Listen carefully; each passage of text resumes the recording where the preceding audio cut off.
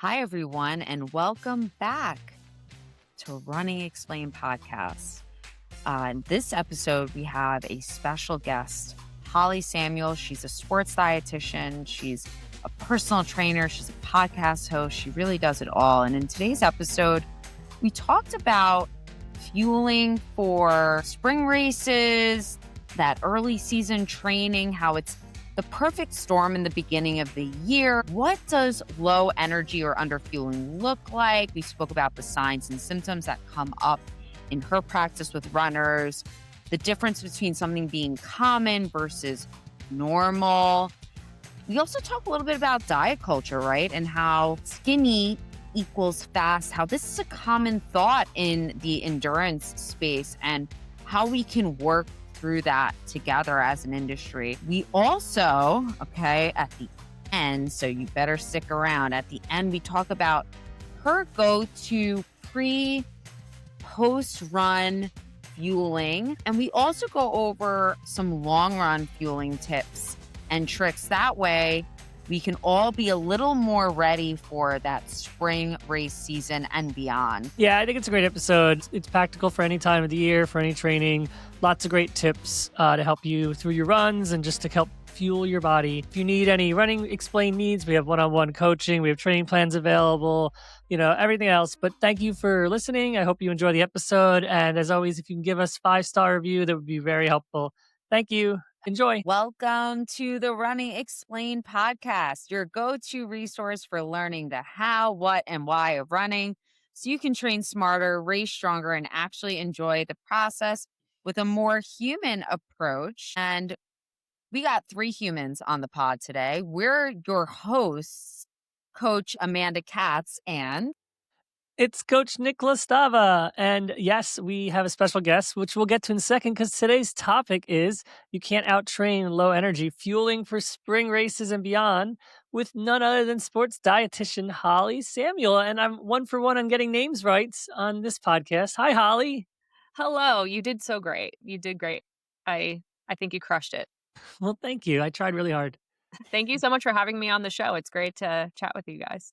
Holley. Why don't you, in case there's anyone listening to the pod who lives under a rock and Giant they rock. don't know you. Giant rock? Giant Yeah.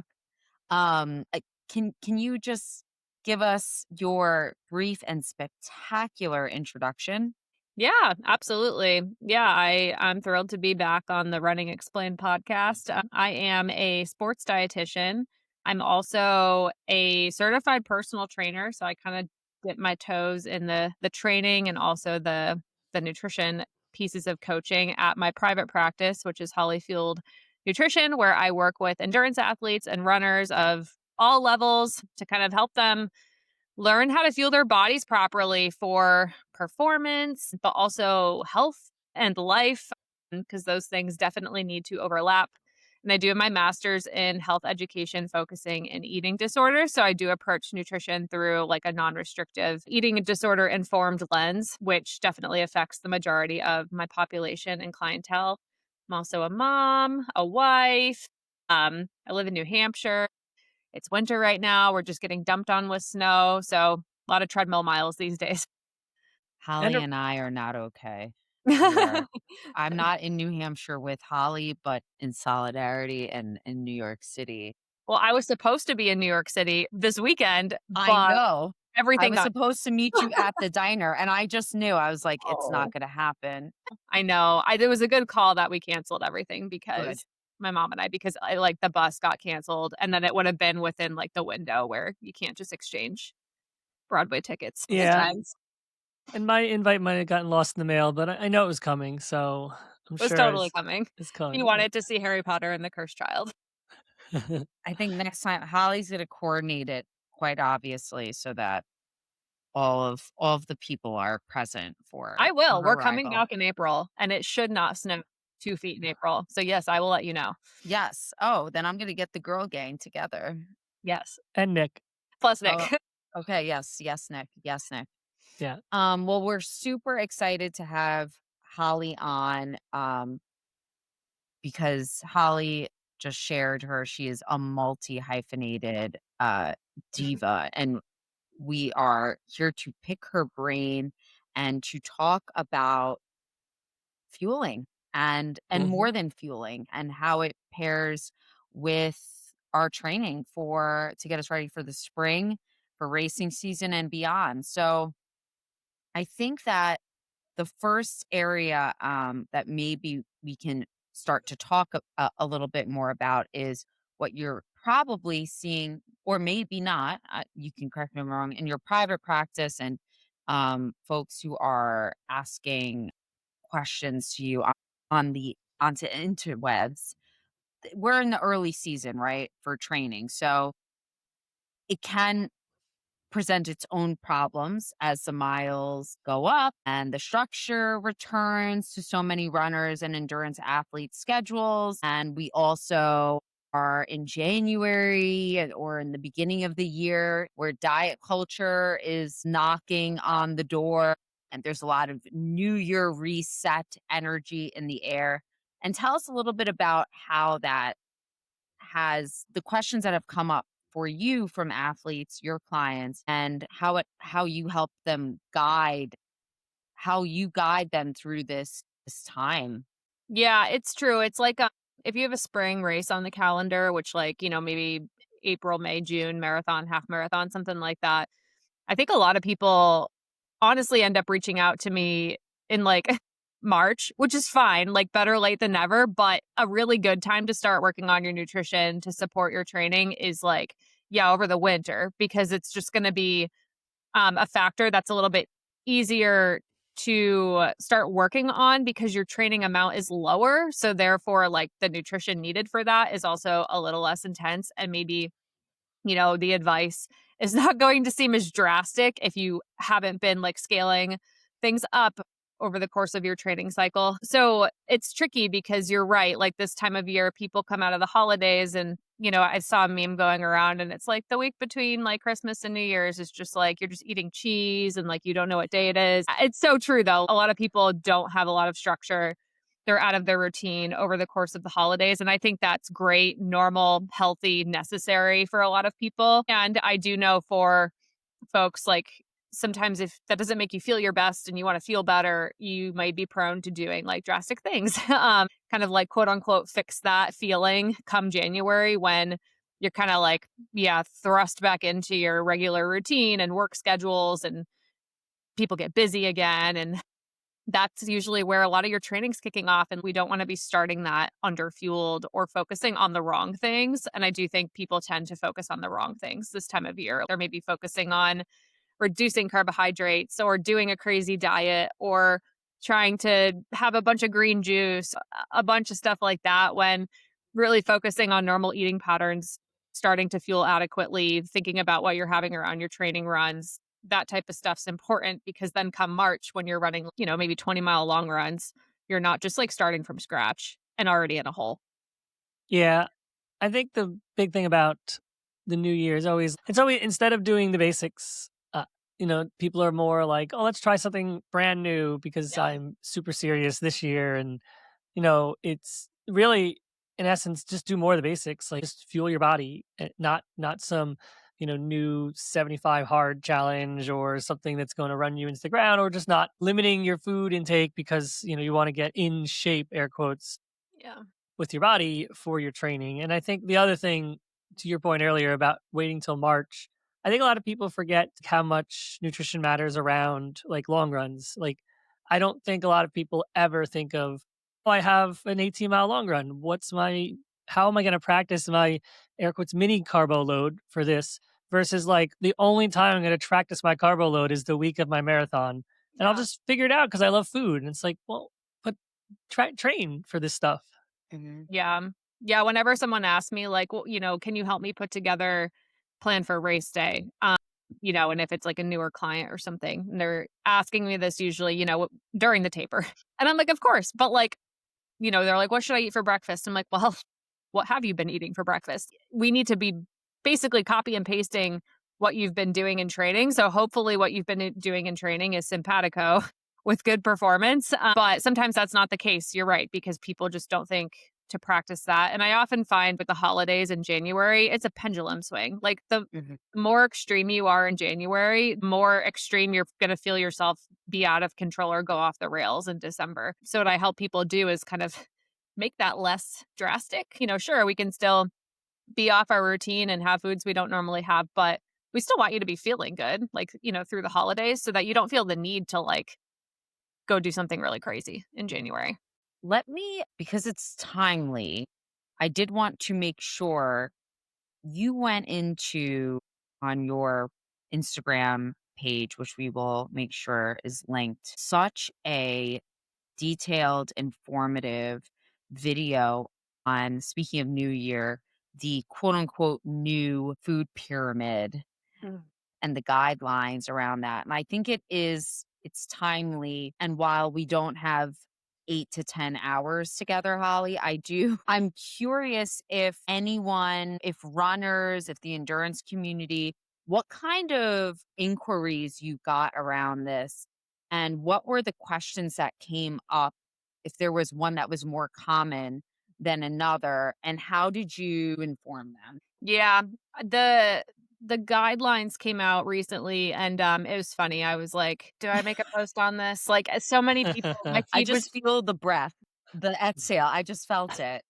yeah, like I just my feed was like inundated with like posts about the guidelines, and I was like, okay, do I really need to like contribute to this? Because plenty of my colleagues are doing a great job. Like I can just share their stuff.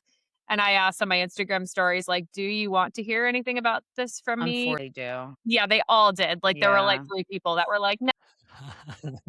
And to be fair, I was like kind of with those 3 people. I was like, I mean, I don't blame you. It's everywhere. Yeah, I mean, obviously it's my job as a dietitian whenever they come out to take a look at them and see what the deal is, but practicing nutrition science and reading research all the time and doing continuing education and seeing people every day in clinical practice also helps shape what the guidelines should probably be if you are consulting the actual professionals who do this every day. Not so much what happened this year, but yeah, I mean, I think in terms of what they were, for the sedentary population, a lot of it was similar to what it has been the past several guidelines. It wasn't inherently different. Me and my sports dietitian colleagues have always tried to point out is, hey, runners, you guys aren't the sedentary population. You're exercising far more than what the government is requesting of sedentary people, which is at least 150 minutes a week. Most of my clients are doing that in like 2 days, right? And it's not moderate activity, by the way. It's like vigorous because you're running, and like even easy running is considered pretty vigorous activity. Like it's just the kind of ethos of the guidelines around, yeah, have like high quality foods, have produce, have fruits and vegetables, consume, high quality protein sources. That's all great. That's fantastic. But really, this particular guidelines really de-emphasized carbohydrate intake quite a bit, talked about low carb diets being potentially therapeutic for certain conditions. There was a lot of confusion around saturated fat intake, which I don't need to get into right now. The biggest consensus for people asking me questions was, where are the carbs, essentially? Like you're always talking about carbohydrates and how important they are.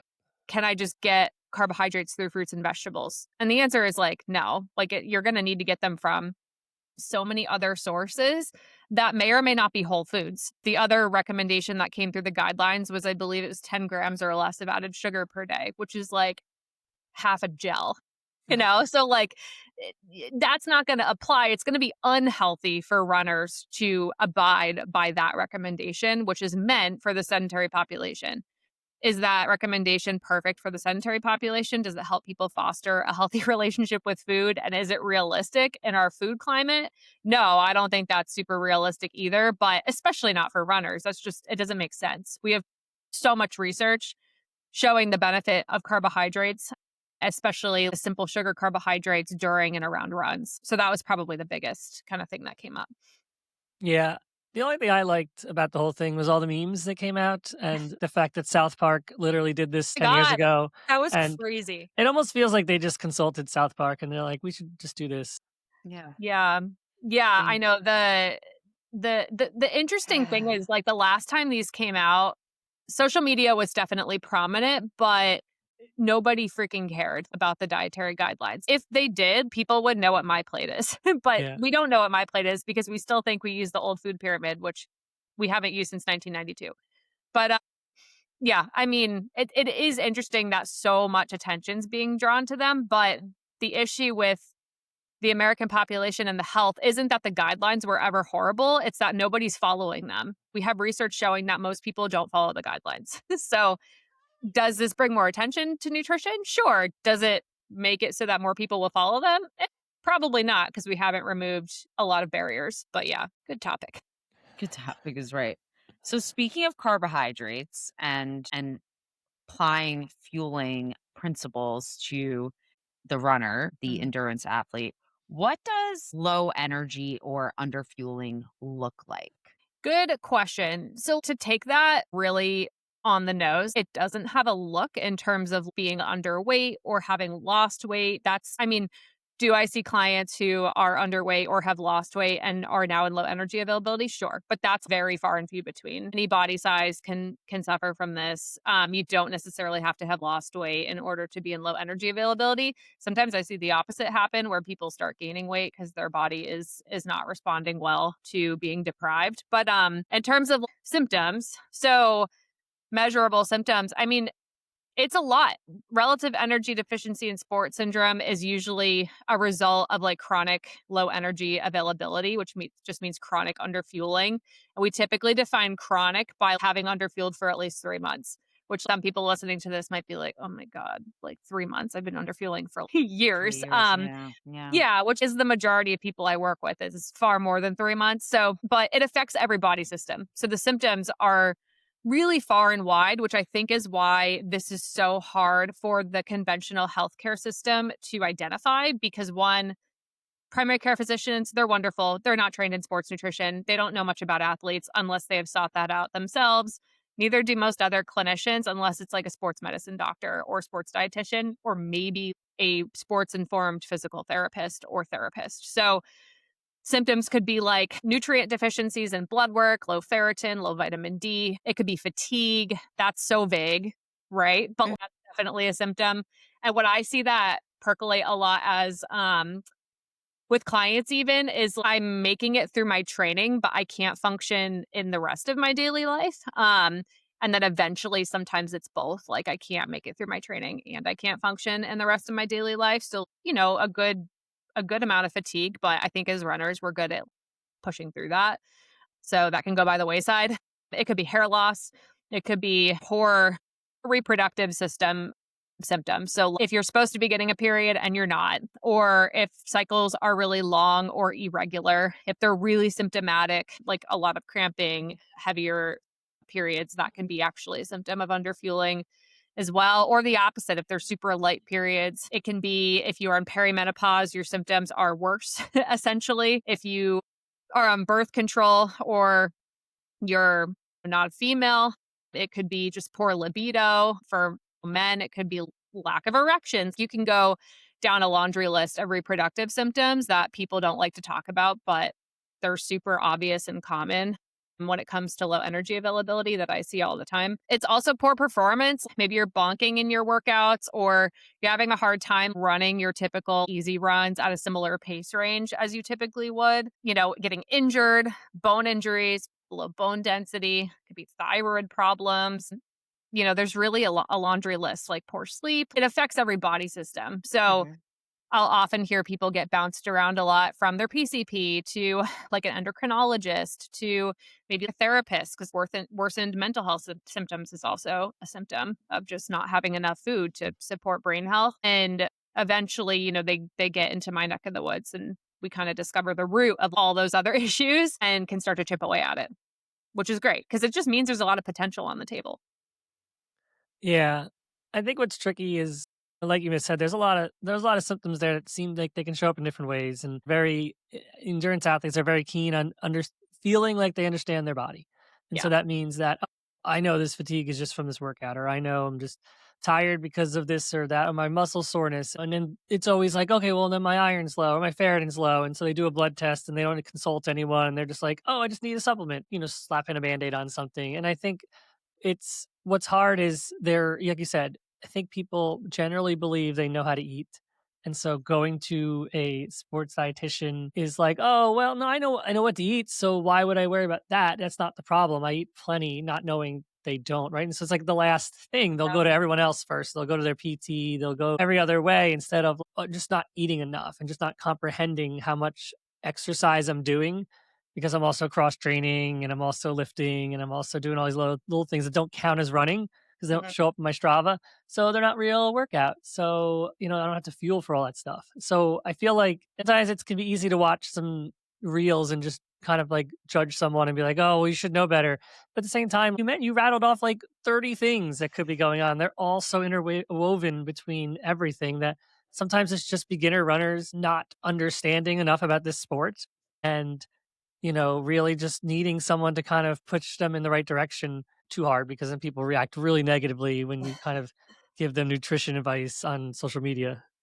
It's become couple of things that I think that are just so important. Holly, you were mentioning the focus on nutrition, and nutrition has become almost religion for Yeah. people, identifying so closely to the point where it's in your Instagram bio what diet you're dabbling in. Like, this is, this is, that's weird behavior. Red flag. Yeah. That's what we call weird behavior. The fixation is it's not good. It's not good. And it's something that I know that you, Holly, on your page as a professional, what you do successfully is educate and inform, but also not get folks so fixated on rigidity around food and their bodies and weight. And so you do that so beautifully. And I think our responsibility, myself, Nick, those of us who are personal trainers and run coaches, physical therapists, even we have folks who listen to this podcast who are mental health therapists, sports psychologists, cardiologists, right? Well meaning professionals who the athlete in question actually goes to with some of these signs and symptoms. And it is our responsibility not to provide the answer or solution, but to rather refer out to somebody who has the credentials. And I say that because what I see is, and I think, Holly, we spoke about this on your podcast, shameless plug for our conversation there. Holly mentioned that and she's right, I'm the first one who an athlete will go to, or maybe they don't even go to me. Like, I'll be doing my weekly check ins and I'll see that, I know and not every professional, I should say this, not every fitness professional is Cares. Okay. All right. The word maybe cares or knows what signs and symptoms to look out for when it comes to intentional or unintentional underfueling. Yeah. But I always have those antennas up because there's just so many things that they're so common that you mentioned, but just because they're common doesn't mean that they are actually normal. So I just wanted to say that we have a responsibility as fitness professionals and as quote unquote health professionals, wellness professionals, to, if our athletes, our clients, our patients, we should not be expecting people to know. Mhm. And we should be the ones to help guide them. Yeah, I mean, I always say training for and running a marathon, like you could put any distance, fill in the blank. It's like the most unintuitive, unnatural, not balanced thing ever. It's no one's waking up and being like, I just intuitively feel like running 26.2 miles exactly today. The first person who had to do that died. It's not a normal thing. Why would you know how to fuel for something like that? It's not something we're just born knowing how to do. We're born, knowing a lot about hunger and fullness cues as infants, but even that gets warped a lot over time just as you're exposed to more of the world, people around you, eating habits, diet culture, developing eating disorders, that type of thing. Your relationship with food's super complex. But you add a sport into that and it's not intuitive at all. So, my job's really to kind of help introduce you to, solid evidence-based sports nutrition principles. And I think you're kind of talking about with the kind of January nutrition culture and just social media being very polarizing when it comes to nutrition and kind of obsessive. Nobody wants to put in their nutrition or in their Instagram bio follows evidence-based sports nutrition principles. That's not sexy. That's not Come on, cool. Holly, please. Yeah, you want to put in like keto, vegan, plant-based, intuitive eater, Sub 2 hour marathoner. PQ times 47. Anti-water. It's part of people's identities, and a lot of the times that messy gray area middle, that's where I live just because I work with actual humans, and I do see that, yeah, for the most part, people are going to fall into certain reference ranges that have been established because of research. You're all special, but you're not all special butterflies that, just like don't abide by research on human beings. And there are little nuances to each person. That's why I live in the gray area because it really does depend. I should just put that in my Instagram bio. Yeah. But yeah, I mean, I think the more we can like muddle that needing to fit into a certain box around nutrition, the more freeing it is to be able to say, let me follow these guidelines. I don't need to follow strict rules, but I need to have an understanding of what is going to support my health and my goals. Because a lot of us are doing this running thing to support our health. So when it becomes not health supporting because we're not fueling it properly, you're kind of just not helping yourself. Yeah. The problem is it feels like a lot of people in this sport, whether they're creators or professionals, live unfortunately in the all or nothing, and they can't process in the gray area. So the way they speak, the way they teach, the way they understand the world is you need this. And Yeah. it's like, okay, well, just like with training, it's like, oh, well, if you don't do these workouts, I won't be fit. And it's not how any of this works. There's no like perfect training block. There's no like hitting specific numbers in training guarantees this or that. We've all had terrible training blocks and had great results, and had great training blocks and had terrible results. Yeah. That's not how endurance sports work. It's not how sports work. And so people can't get out of their own way to live in the gray because it's so uncomfortable not having the absolute, way of life figured out. And this is what I do, and this is the result I get. Yeah. That then they teach that way, and people think that's the only way.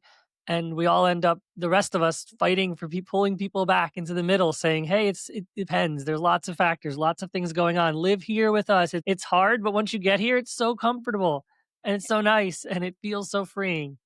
I think part of the hardest thing too with talking about underfueling is it's really it can be really gradual in terms of how it starts to sneak up on you and present as these symptoms.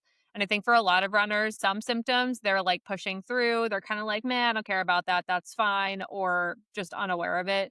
And then you get something that kind of stops you in your tracks. And that's usually when people are going to be asking for help, right? A lot of the times it's not like, oh, I had like a tiny little inconvenience. A lot of people are going to be more motivated to ask for help and to therefore change when it's a stress fracture, or they cannot run, or they cannot do their sport, or they cannot function. They have a new medical diagnosis or diagnoses. And it stinks because a lot of the times there was a lot of writing on the wall leading up to that we just ignored because it was either normalized because you're just doing what everyone else is doing, on social media or in your running group, or you thought you were doing a good job, but turns out you weren't just because you didn't know, or you did actually start to do a really good job, but all of those years of underfueling still caught up with you. I think it's really hard to kind of help people understand sometimes because it can be a delayed reaction. It's not always as simple as I was really busy last week, so I skipped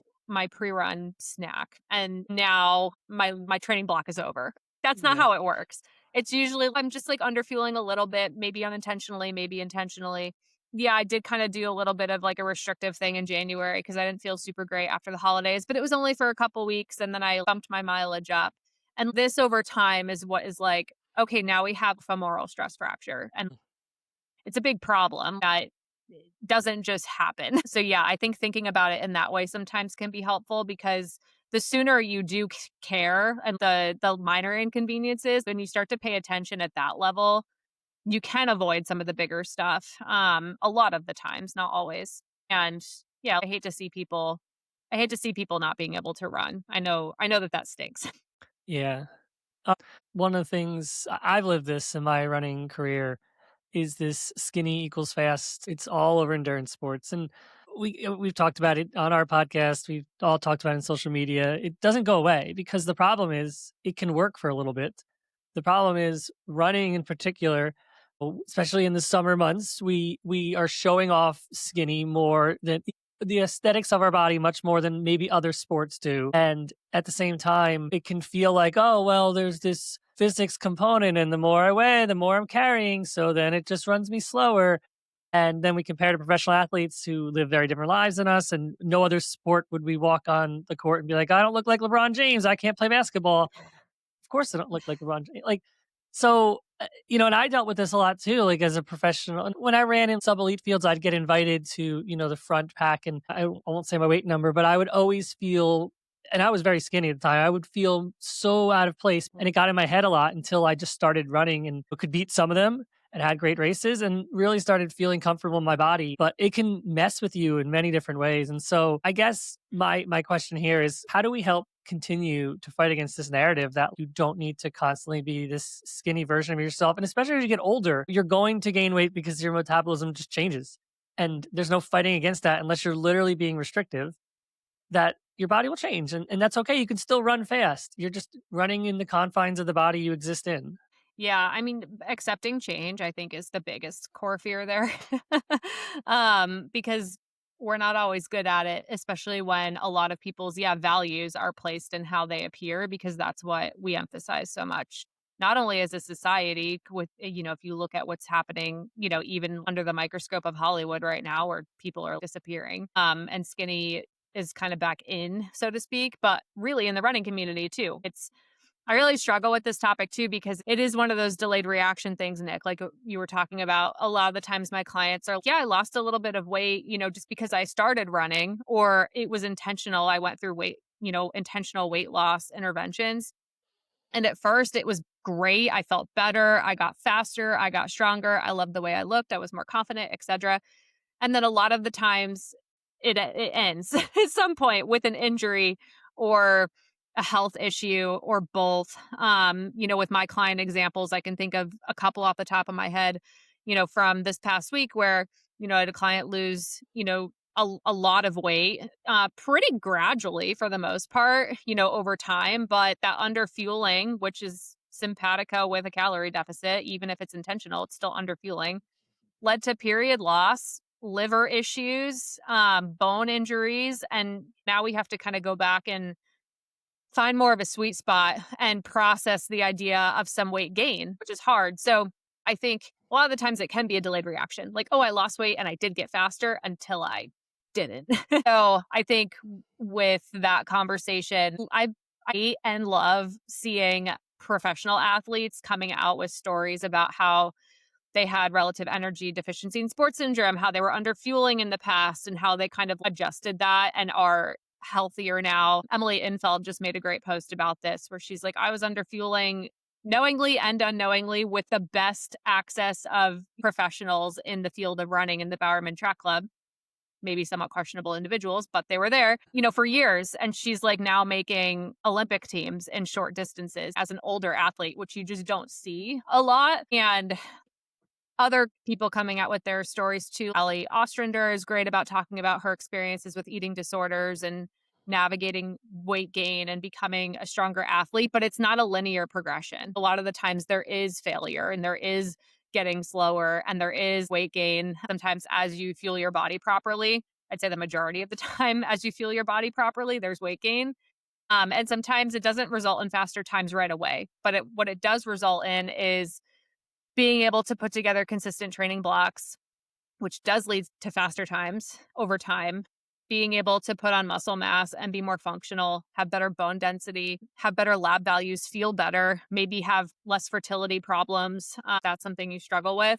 And being able to do this for a long time and be more consistent as an athlete and avoid I ran a really fast, shiny time, but then I was injured for 6 months. And then I ran, kind of a fast time again. And then I was injured for a year. And then I had to sort my stuff out. So I think how we can continue carrying forward that conversation is continuing just to emphasize focusing on different measurements of success besides for weight, appearance, and time. What I like to see is like, oh, this person's incredibly consistent. They don't really get injured. I know stuff happens, but they don't really get injured. They are continuing to improve over the course of the years in terms of being able to do the stuff that they want to do, whether that has to do with time or not. They're healthy, they have good lab work, they're meaningful relationships and stuff outside of sport. I think that's all a really good way to measure success outside of just appearance and time. And I also love seeing people share their stories because I think the more people are talking about it, the more awareness it brings that, hey, all these symptoms could actually kind of be pinpointed to underfueling. Yeah. The last thing I'll say is what you touched on it too, and this is a great way of helping people break from it. But it's always, I used to run so fast when I was like, it's even if they get injured, even if their life falls apart, it's they're remembering a time The rose when they ran glasses. fast with when they were skinny. And it's like, well, the only way I'll get back there is to change my body. And it's like that really. So I love all your tips because I hear it quite often from people is, oh, I'm just a little heavier than I need to be when I was fast before. I'm like, no, that's not at all what's happening. Yeah. And, really focusing on long term, which I think coaches struggle with too, because it's convincing an athlete to get on board on a long journey with them when they're like, oh, well, in 3 months I have a race and I need 5 minutes off my PR. It's like, Yeah. okay, but that's not why we're here. And I can't do that at all. I can't guarantee any of that. So anyway, I loved all your tips. Yeah, thanks. It's true though. Like I think the rose-colored glasses definitely come on when we're thinking about past performances, but we have to remember that weight is not a habit. Like body composition isn't a habit. So if you want to get faster, stronger, so to speak, be heal your injury, whatever it is, we have to focus on like the process to do that. And weight is not going to be a factor, even if, so to speak, even if it was, even if I just don't feel my healthiest right now. Okay, I can't just say, well, then go weigh less. It's not something you can just physically go do. You still have to put habits into place. So focusing on those and seeing kind of where the body composition lands when you're healthy and all those other measurements of health and success are going well. That's how I help people, because if I could just wave a magic wand and be like, yes, go gain or lose weight, like, yeah, I mean, none of us would would be here, but like it's not that simple. I've worked with so many people in so many different fields over the years, even when I did used to work in weight loss, and people literally had the same weight loss surgeries and ate the same diet. They still looked different. They still lost different amounts of weight. You just can't, we don't have as much control over that as we think we do. And that's okay. Yeah, Yeah. exactly. So And if we we stop have to focusing accept on that. it, your Yeah, life will yeah, improve. right. There's got to be this coming to, Beyonce moment where you're like, hey, I gotta let that go because everything else that I'm doing is health promoting. And ultimately, if I want to run for as well and as long as my body will allow me to continue to show up in my life outside of running, then I'm just gonna have to give up that ridiculous metric that is present on a scale. That's it. Yeah. Yeah. And controversial hot take here, but I also, when we're talking about, Nick and Amanda both mentioned, you look at the start line of a elite marathoner field or any elite race, and you're like, yeah, you got some variation in body type there, but for the most part, everyone's pretty thin. Everyone's Yeah. pretty lean. I know I hear this argument often, but when I'm talking to, again, the general running population, which is growing, just fantastic, most of you weren't born with the genetics to be elite marathoners. Mhm. So why do you expect to look like them? Maybe you were born with the genetics to be really good at a totally different sport, but you are choosing running. Yeah. Something I'm also talking about with clients too is we need to understand that when you're fueling your body properly to do the things that you want it to do, i.e., marathon training, and not break and still be healthy, then we need to kind of accept what our body looks like when we're doing that. Like, or if you want it to look completely different, like you might need to change the stimulus completely. We might need to do a completely different sport. We might need to do more weight training. There's only, again, so many things that you can control. But as someone who has like completely switched sports before, went from equestrian to like running, and like I don't think I was born to be an elite marathoner. I just really like running. That's why I'm here. I think I was a lot better. I was a lot better at riding horses. I was able to almost go professionally in that sport, my body looks very different than it did when I was riding horses. I'm still a small person. I'm still in a small body. But again, like as someone who's experienced that before, I also know that, again, the general population of runners, we're not born to be elite marathoners. So why are we No, expecting to look like them? no. Yeah. Yeah, that's not controversial in this house. That's a reality. That is a reality, and it's the same, like, and if you and I'll take it one step further. Not everyone is genetically equipped to Boston qualify. No, Yeah. no. Or has It's resources. just not and it's okay. It's okay. Yep. And it's okay. Not all dogs are poodles. Right. Right. Right. So anyway, all of that was beautifully articulated. Let's get into maybe some of the practical things that we can leave our runners with in this conversation. So take us through a pre you're getting ready. Holly's getting ready for she's going to go out. And since our bodies don't know distance, they know time and intensity. Okay. Remember that. Holly's going out for a 45-minute. She thinks she'll take about 45 minutes to complete an easy run. What are we eating before, if appropriate, during, and after? Yeah, that's a great question. So, like, just to give even more context to this example, because again, it depends, Amanda. Let's pretend it's like a 5:30, 6 a.m. run. It's first thing in the morning, because that's what I do often. Not all the time, but often. When Owen lets me. So that's my son. For those Owen of you, is the boss. Oh, that is yes. that is His my Yeah. son. 2-year-old manager. Yeah.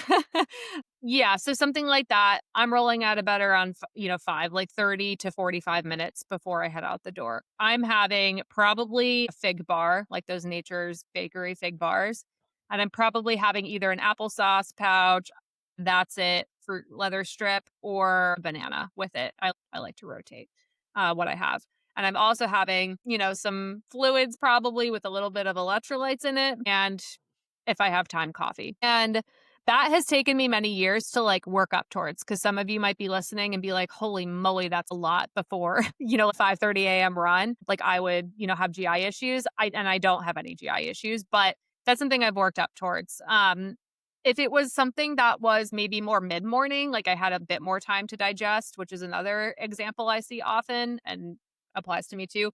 I probably have something more complex because I got more time. So I'm probably going to have some oats, berries, chia seeds, milk in there, peanut butter, probably some coffee, water, electrolytes, and then maybe the fig bar applesauce pouch example, like 30 minutes before I go, if I've got 2 or 3 hours. That's what I found has worked for me over the years. But again, that I've really built up to.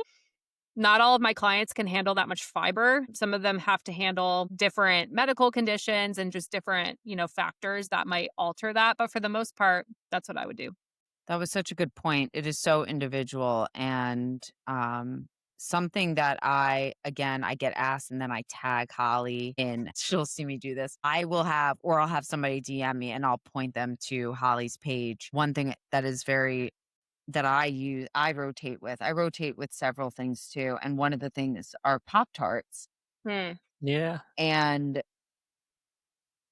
I will get asked, and it always tickles me that this happens, but I guess it shouldn't, how far in advance are you eating that Pop Tart? And I will tell them, like, I don't really need to eat it Yeah. very far in advance but I wasn't like, you're talking to somebody who had multiple eating disorders for a decade, who I am somebody who's worked Yeah. through Stuff. training my gut to get right. Yeah. She's done the work, but it was I wasn't it's something that I've been doing this for a while. So eating a Pop Tart, and I don't have a lot of time between classes to get in my run.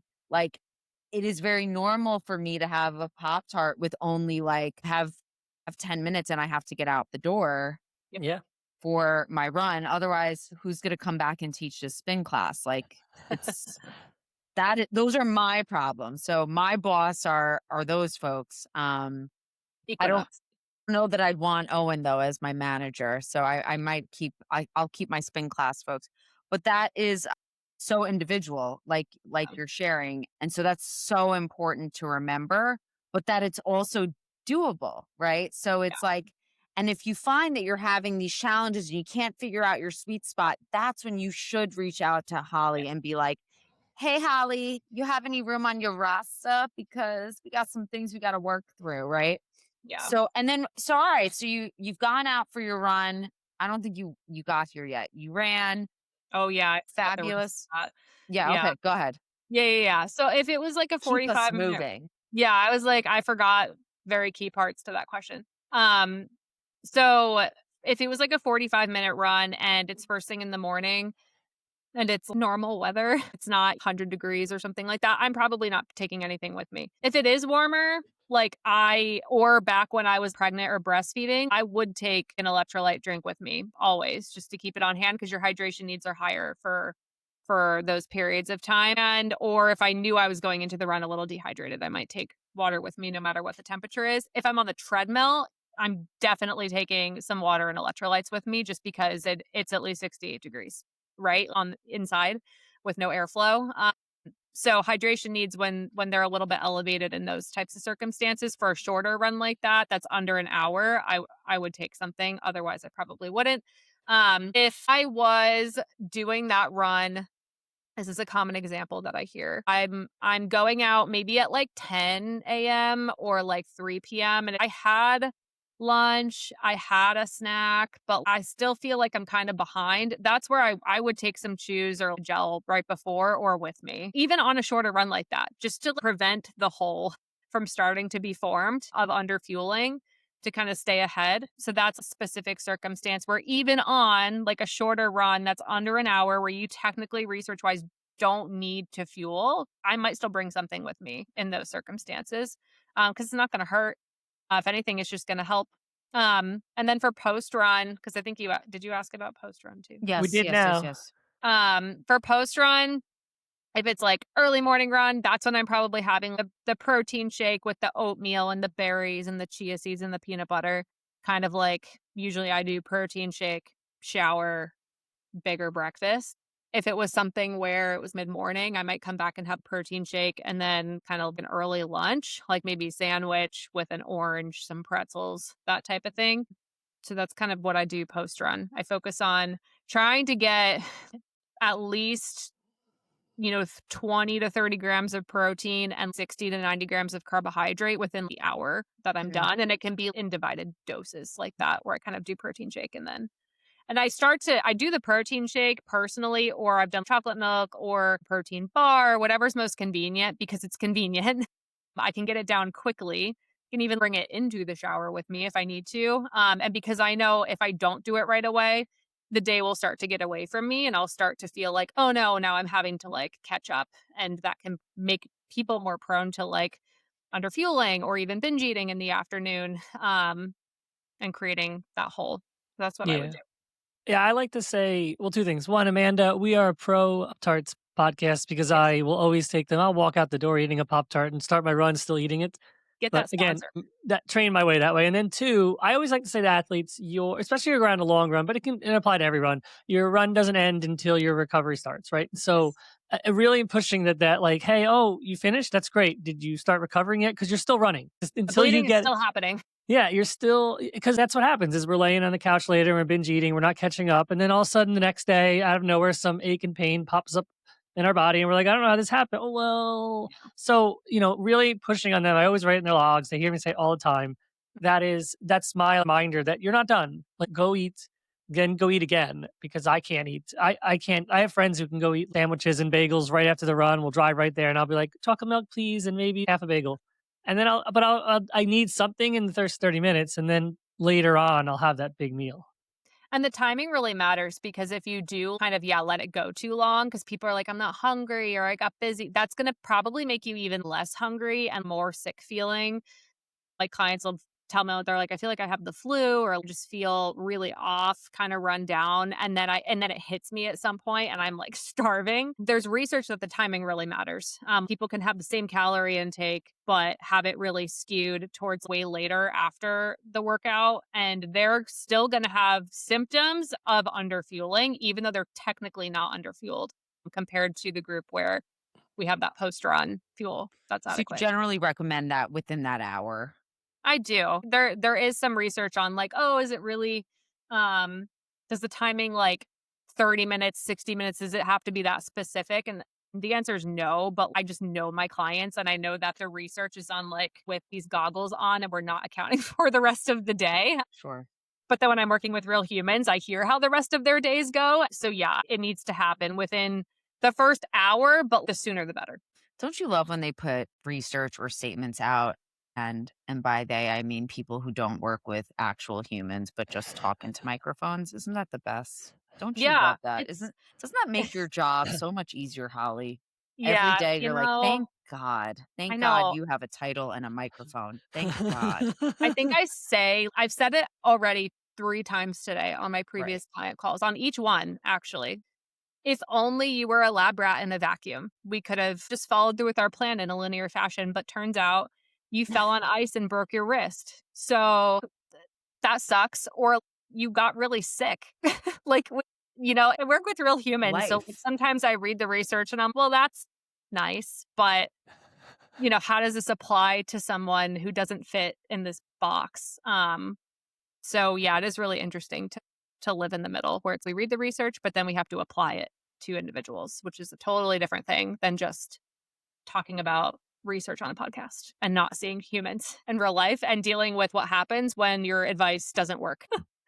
And so we spoke about what one would consider a shorter run, and just so we know for what the body considers so for starters from a training perspective, your long run is the longest run in your week, dear runner. That is quote Yes. unquote the long run. However, when it comes to fueling that run, if I was going out for an hour or 70 minutes and then the following, in a couple weeks I'm going to build and I'm going out for a 2-hour run. When does bringing something with you, when is that important? And I know you have these resources on your page, Holly, about how much are we looking at?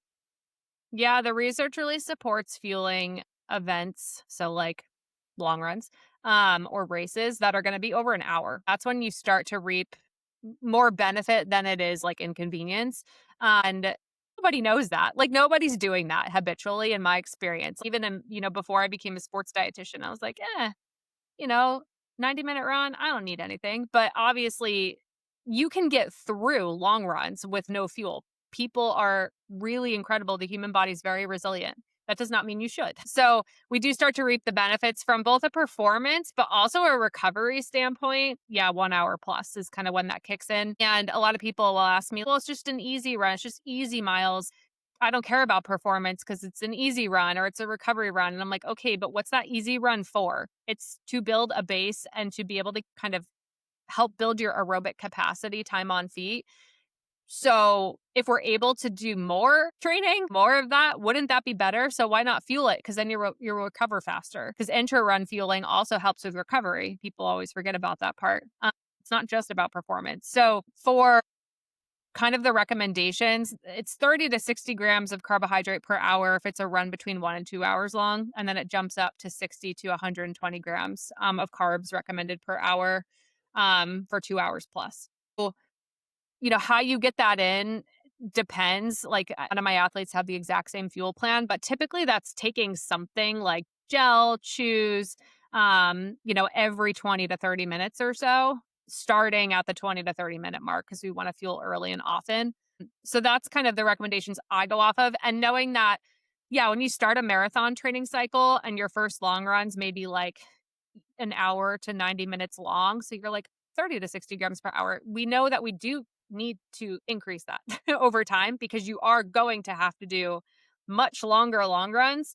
So if you can start higher and be okay with that, that's totally fine too, even on those shorter runs. Because again, you're wanting to simulate what you're going to end up doing on race day as many times as you can in training. So it feels just really routine to you and it's not new. Mm, that's awesome. All right. So we got to be very mindful of the clock. And I am going to, while we definitely think that fueling on race day is important, like we were saying, I think everything that you just shared, the long run fueling, fueling in and around your runs throughout the week, that's all going to lead to fueling for your spring race. So to even there's quote unquote very little difference because you're training your fueling strategy for race day during training. Yeah. It's part of the training. It's what's going to get you to race day, first of all, healthy, because you'll be recovering and it's going to help your training just go better because you're performing better in training. You can reach new heights. And then you're not panicking come race day because you're like, what do I do? You already know what to do, obviously, because you've done it 16 times over the course of the past 16 weeks. And another tip I have too, just as the cherry on top, is make sure you also practice taking fuel in when you're running those race pace miles, if that's something that you're practicing in your training plan. If you're always taking it during the rest break or during the easy miles because you don't want to have to practice chewing or swallowing while running a harder pace, I get it. It's hard. But if you're always doing that, well, what are you going to do on race day? Are you going to take some walk breaks? You can. If that's Yeah. your plan, great. But if you're like, right, I was going to try and run as fast as possible, as efficiently as possible for 26.2 miles, maybe I do have to practice taking gels in running my marathon goal pace. So that's a tip I have too that people often forget about, that they could just be practicing over the I course of time. I always forget. I just instinctively when I'm running uphill and my heart rate's like racing, I'm like, I should take a gel, and it's like really the hardest time every time. I don't know why my mind is like associated. Oh, your heart rate's spiking because you're going uphill. Take this gel right now and add that to the problem. That's awesome. Um, yeah, that's great. I also notice, and Holly, I think this is normal. You can correct me if I'm wrong. When I'm running at higher intensities, like sometimes that window of me taking a gel every 25, 30-minute mark, I have it programmed on my watch. I'll move it to actually every 20 minutes Yeah. because like my body will want it more. That's helpful to practice too, because like Yeah. that happens to people a lot as they get to race day and they've never run 26.2 miles at that pace before if they're going for a PR. So yeah, you might find you actually need more, which is why it's helpful to simulate that in training as much as possible. Because yeah, the higher, and if I had a graph, the higher intensity, the effort, the higher your heart rate, essentially, the more carbohydrates you're using over fat. We're always using fat for energy. That's just something we're all inherently very good at. But it's not great for higher intensities. So when you're running a marathon as fast as you can, especially, that's where you might need, maybe on an easy long run, you're good 60 to 70 grams of carbohydrate per hour. But for a marathon, maybe you need 70 to 90 and you would do good at the higher end of that range. Coach Nick? Oh, yes, I'm ready. Are you All right, ready? we have rapid fire, Rapid fire questions. special questions, and we will get through what we can, and then we will let our dear friend Holly off the line. All right, Holly, you ready? They're rapid fire. I'm going to read them so fast you won't I'm even ready. understand. Question the first. What's the best piece of advice you've ever received? Oh my God. It's very deep. Gonna take her. Tolerate uncertainty. That's from my therapist. Yeah. Yes. Next question. Yes. Holly, question the second. What's one thing that people are generally surprised to find out about you? I'm like, what is it? I think I may come off sometimes as type A, but I'm not in certain facets. Like my house is a mess. There are tumbleweeds of dog hair. We do not vacuum very often. I think I'm not doing it all, I think is what I want to say. I am doing some things very well and some things very okay and kind of meh, to be honest. And then also, I think people are often surprised to find that I'm an only child and that my parents are both pilots. That's a super fun fact. Oh, it's a good fun I was fact. going to mention that fact about you. That's great. I'm pretty sure she said that on the other podcast. But anyway, Okay. question the third. What's something you wish people understood about the sports dietitian industry? Oh man, I think how helpful we could be in sport. I know that's like a duh, but so many professional teams even don't have a sports dietitian, or they have a sports dietitian, but they're responsible for providing snacks. That's like, it's using Excel just to put stuff in cells and not using any of the other tools that come with it. There's just a lot more we could be helping you with that I think if the industry would invest in more sports dietitian power, people would just be healthier and it would change the world. Amen. Love Well, it. Holley, thank you so much for joining us. Can you just tell us very quickly where people can find you? Yeah, you can find me on mostly Instagram. I'm Holley Fueled Nutrition. On my website's hollyfuelednutrition.com, and my podcast is the Holley Fueled Nutrition Podcast. So very, very consistent across the board there, but mostly on Instagram.